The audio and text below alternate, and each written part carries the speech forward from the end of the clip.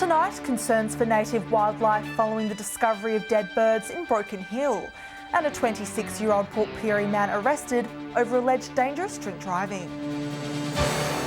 From our 7 Spencer Golf Studios, your nightly news with Ruby Kamain begins now. Good evening. Wildlife rescue volunteers have been left devastated after the gruesome discovery of a flock of dead birds in Broken Hill. They believe all signs point to a suspected poisoning and are worried the flow-on effects could be devastating for native bird life, and a warning this story may contain distressing themes and images. A devastating scene for runner volunteers. 30 dead pigeons found at the corner of Kayline and Blen Streets on Monday. It was actually quite confronting, and it's very, very, very sad. Very sad. Members of the public reportedly seeing birds falling from trees, volunteers coming to a horrific conclusion, suspecting foul play. Just given the way that they were presenting, it looked very similar to a poisoning case that I have attended previously. They're worried other birds and wildlife may eat contaminated carcasses. Equally concerning, the issue could be occurring around the city, not just here. Some of them may have been able to fly a few metres and they've landed in somebody's yard and could have passed away. Their dog or their cat could then pick them up and ingest them. Rana now working with local land services to perform autopsies. Just what has happened with the bird, what toxins are in the bird's body, and that's basically a big window to us as to what has happened. If you've got a problem with feral pigeons or any sort of animal, you seek out some advice as to what you can legally do about it. This is just, horrendous. Lachlan Itter, 7 Spencer Golf News. Regional South Australia has avoided going into lockdown after 5 new cases were recorded in the state. The worker, his wife and 3 young children aged under 10 tested positive yesterday, linked to the outbreak at the Granites mine in the Northern Territory. Premier Stephen Marshall says he's thankful the family did follow stay-at-home orders when returning to South Australia. We are very relieved that this person and this family have been at home since Saturday, very significantly reducing the risk to our state. For those outside regional areas, the state government recommends people wear masks in public and work from home if possible. Meanwhile, Broken Hill businesses may be eligible for state government support if they've been affected by the latest COVID restrictions. Grants of up to $10,000 are available and businesses must record a drop in revenue of at least 30%. The Dine and Discover program has also been extended until the end of August and now includes takeaway food. It is not simply limited to hotspot areas in metropolitan Sydney. We know that many businesses and individuals in regional New South Wales are also going through a difficult time. Businesses can apply through Service New South Wales, but payments won't be available until July 19. An alleged drink driver has been arrested overnight in Port Pirie. Just after midnight, patrol spotted a vehicle allegedly doing burnouts on David Street across both lanes of traffic and in front of other vehicles. The 26-year-old local man was breath tested. Police say he returned a reading of 0.193. Further checks revealed he had allegedly never held a licence. He was charged with a string of offences and was bailed to appear in court at a later date. Whyala's mayor has campaigned with ministers in Canberra to consider the city for a national hydrogen hub. Claire McLaughlin and Council CEO Justin Commons meeting with Federal Energy Minister Angus Taylor. The mayor says the city and Port Bonython have been appropriate facilities to support the Heavy Industry Low Carbon Transition Cooperative Research Centre. The federal government is considering several regional cities as hubs. Port Pirie locals came together this morning to hold a rally, uniting in support of suspended surgeon Dr Sam Ali. Organisers say they want to see the surgeon given a fair go while calling for more transparency.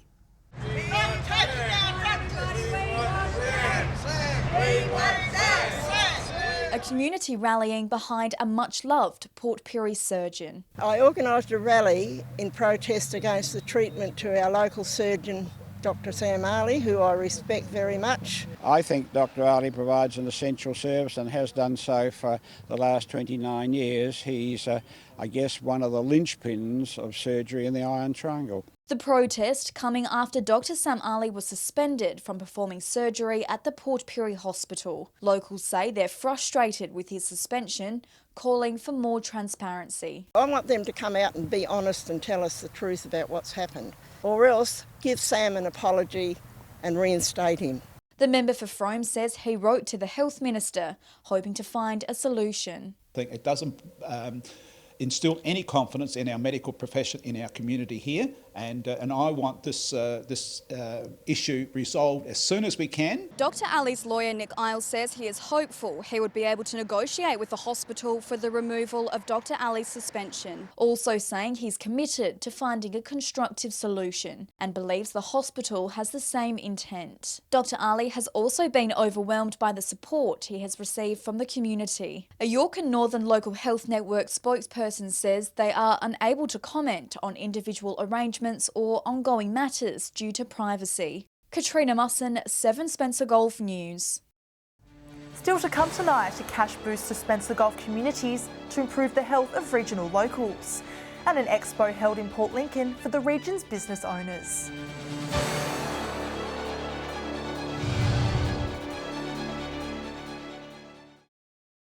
Welcome back. 3 Spencer Golf community groups have been given a cash splash to improve the health and well-being of regional residents. The state government hoping the grants will help encourage locals to be more proactive with their health. Getting more locals to take care of their health. The Health Minister awarding grants to community organisations in regional areas to help reach that goal. People might be surprised to hear that rural and regional South Australians actually have worse health outcomes than their metropolitan cousins. 5 organisations receiving $50,000 each to support preventative projects and events to help improve health outcomes. 3 of those groups located here in Spencer Golf, including the Gabmadidi Manu Children and Family Centre in Whyalla. The funds going towards establishing an Indigenous community-led bush foods garden, facilitating cultural activities for better health and well-being. Backing local communities to put in place measures that can help their communities stay healthy and to support the well-being of their communities. Other groups in the region awarded grants, including the District Council at Tumby Bay, helping with the Resilience Effect presentation at this year's Eyre Peninsula Youth Expo, aimed at the region's high schoolers. And the Food Bank in Ceduna using its grant money to develop a food hub, allowing residents with food insecurity to access more healthy eating options. Mark Zeta, 7 Spencer Golf News. The major makeover for Broken Hill's Queen Elizabeth Park is expected to be completed by Christmas, with council planning activities and events to bring locals to the new site. The much-loved picnic train also set for an upgrade with improved disability access. Aged play equipment and underutilised buildings. The Edwardian-era rotunda looking more like a construction site than a bandstand. Work ramping up to restore Queen Elizabeth Park to its former glory. I can remember when I was a kid, this was the park to play in, and hopefully by Christmas, this will be the park again. Slowly but surely, the multi-million-dollar transformation is taking shape. When you come down to Queen Elizabeth Park, it'll have the picnic train, it has an active dog area, a space for dogs to play. Paving and electrical work currently underway with a new playground to be installed by the end of August. Preparations for the picnic train also continuing with wider entrances for wheelchair access.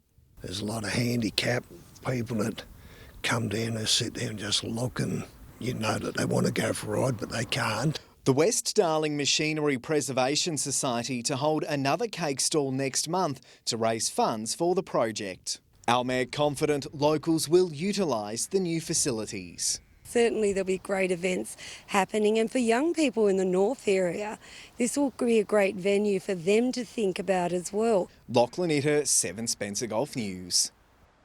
Businesses from around the Port Lincoln region gathered at the Lincoln Hotel yesterday for a special expo. Showcase SA, bringing its Business Accelerator program to the city for the first time, giving local operators a chance to mingle with industry leaders from Adelaide. Leaders from around the region sharing ideas to help small businesses on the Eyre Peninsula. We've brought some experts, masterclasses to come up to Port Lincoln and help Eyre Peninsula, majority of SMEs, to give them support in business. 45 businesses making the most of the opportunity to learn invaluable techniques to further their operations. The power of network building evident. The networking opportunity is second to none. These businesses that are here today are very proactive and always looking for that benefit and how to run their business better and how to build their business. It's the building of networks, so not only sort of within the big cities but within the regions. I think that can be really powerful. The first of regional business accelerator programs, with Kangaroo Island, the Riverland and the Limestone Coast next on the agenda. Minister for Trade and Investment Stephen Patterson was at the Expo, giving local businesses the opportunity to hear what the government is doing for local exporters. There's a lot of different government departments here too that are giving us information, sharing information and challenges that we as a business have. Dylan Smith, 7 Spencer Gulf News. Stay with us after the break. A brand new learning space opens at Port Lincoln's Navigator College, and Whyalla School students celebrate during the lead up to Nadoc Week.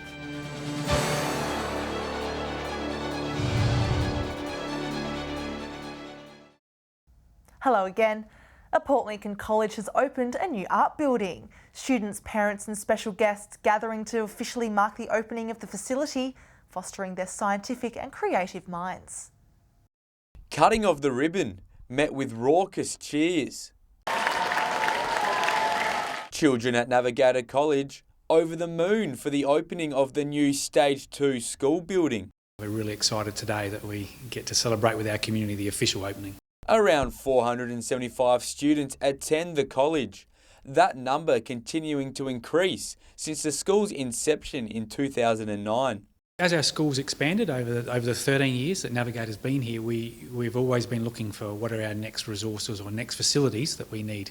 The federal government delivering $930,000 worth of funding. But we want to see people benefiting as much as they possibly can from that spend. The new facility allowing more and more children to have a hands-on approach to learning. To now have 2 science labs, 2 art spaces, means that students have more opportunities to study those subjects. The school thankful to the local companies that completed the process. We're really grateful that this tremendous facility has come about as a result of their great hard work. Dylan Smith, 7 Spencer Gulf News. Meanwhile, John Pirie Secondary School has opened its doors to the Port Pirie community, taking parents and caregivers on a guided tour of its new facilities. Staff saying it's to give parents a chance to see the new upgrades. A first-hand look at John Pirie's finest facilities. Parents and caregivers invited on a guided tour of its newest additions, including the Powerhouse, Year 7 and 8 Precinct, refurbished Inclusive Education Unit and STEM Centre. I just wanted to see what the transformation had happened. I have 2 children going here and I've driven past and I thought it looks amazing, so I just wanted to have a first-hand look around. The state government injecting more than $10 million into the school through the new buildings, also helping ease the transition of Year 7s to high school. This is very extensive and we do feel it. There is a sense of excitement about it. Teachers also noticing positive changes in students' attitudes towards learning. They take pride in their learning spaces and contributing to those spaces, so we see the effect of that in their work. There's still some work ongoing on another facility, with hopes to make further improvements around the schoolyard once complete.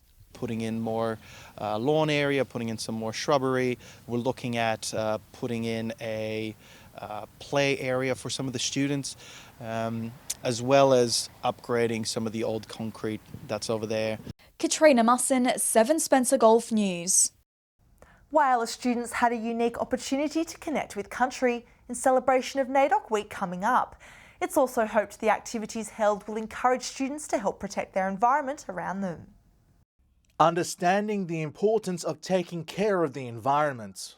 These students from Whyalla High and Nicholson Avenue State Schools taking part in activities for a Nadoc Week excursion. The theme of the outing, Healing Country. It was really good to get kids outside and actually connecting with country as part of that theme. So being outside and interacting with the environment, observing and interacting just really allowed kids to really connect. The aim: for children to understand mangrove salt marsh ecosystems and how to protect them.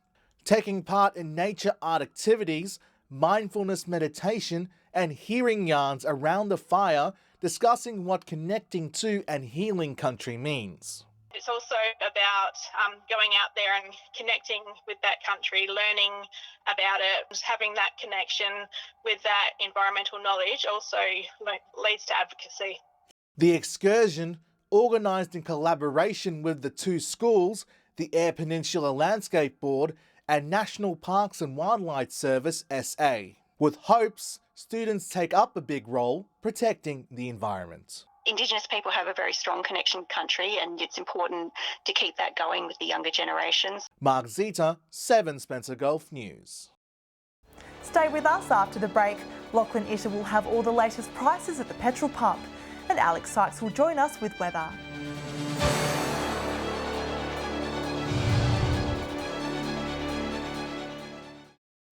Welcome back. A community meeting has been held by Connected Beginnings Port Augusta to discuss the development of a new Aboriginal community hub. The meeting allowing Aboriginal elders to have their say and voice their ideas on how the centre should be used. Getting the ball rolling on Port Augusta's new community hub. Connected Beginnings today hosting Aboriginal elders and youth to hear their opinions on how the centre should be developed. To find a place for themselves, a safe place, a community hub they could design, create. And so today's meeting is all about trying to hear from community, their voice, around what they want the place to look like, to feel like, and if they're ready for us to move ahead.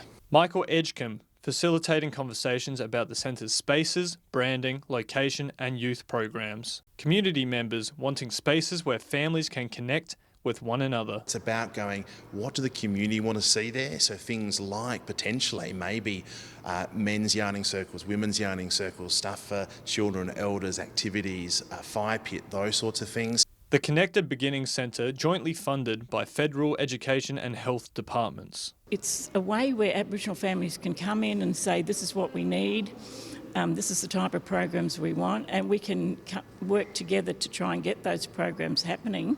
The new community hub will be built here at the Old Willesden Special School to serve the next generation of Port Augusta locals. Port Augusta is made up of Aboriginal people from all over Australia, and there's a lot of groups that don't sort of mix so much with each other, and the hub will have programs and it should be welcoming to everybody. Edward McCarroll, 7 Spencer Gulf News. No matter where you live across our region, you will pay more for petrol and diesel this week. Prices continuing to climb in every major centre. Lachlan Itter has the details in Fuel Watch. There's no good news to be had at petrol pumps across the Spencer Gulf this time around, and prices in Broken Hill continue to soar. Take a look at unleaded first, and as you can see, Broken Hill drivers are paying an average of $1.52 a litre, some as high as $1.56, and it's the highest we've seen prices since Australia's first lockdown 15 months ago. We've seen plenty of small jumps across the region of late. This week, they're comparatively large. Kadina and Whyalla have both seen the biggest increase of around 3 cents, bringing them to $1.44 a litre. Port Augusta and Port Pirie up by around 1.5 cents to $1.48 and $1.40 a litre respectively. And if there's any good news, it's for those in Port Lincoln, a slight increase to the upper end of $1.43 a litre. $1.62 in Adelaide, that is the peak, and prices are slowly coming down. Diesel also a sea of red, and again relatively large changes. Broken Hill smashing the $1.50 barrier here as well. Whyalla, Port Pirie and Kadina all going up by around that 3 cent mark. $1.44 in Whyalla, $1.39 in Port Pirie and $1.41 in Kadina. Port Augusta, the most expensive in the Spencer Gulf at $1.46 a litre. Port Lincoln up ever so slightly, but still one of the cheapest options.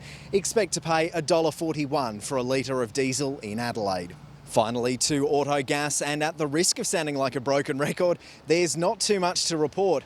Port Pirie's down by 0.2 of a cent. For all intents and purposes, it's still 95 cents a litre there.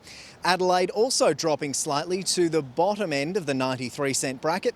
Everywhere else unchanged. Whyalla the cheapest at 88 cents, and you can hear a collective sigh of relief here in Broken Hill, the second best at 92 cents a litre. Remember that these prices are the regional averages and do not reflect any one particular outlet. And if you do spot unleaded diesel or Autogas cheaper, be sure to let us know on our Facebook page. Time now to take a look at what's happening in the weather. Here's Alex Sykes. Thanks, Ruby. Showers across most of the Gulf today. From 3 p.m, Port Augusta was partly cloudy at 19, Port Lincoln 17, partly cloudy in Clare 15. Whyalla was 20 degrees, Broken Hill partly cloudy 19. Similar conditions in Port Pirie 18, Adelaide, Kadina and Cleve were all 17. Woodner reached 16, Cooper Pedy mostly sunny 21, Whyalla was 20.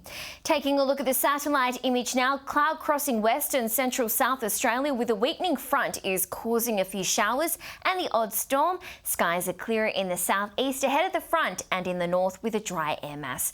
Moving on to tomorrow's weather outlook now, and we'll start with the Gulf waters. Northerly winds 15 to 20 knots, seas 1 to 1.5 metres, and south to southwesterly swell below 1 metre.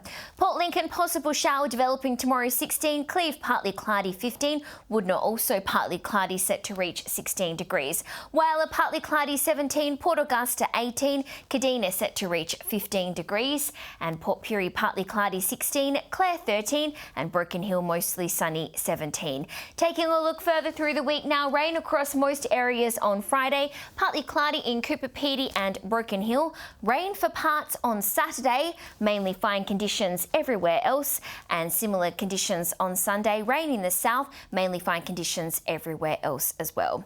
And that's all the weather from me for tonight. It's back to you, Ruby. Wonderful, thanks for that, Alex. And that's the local news this Wednesday evening.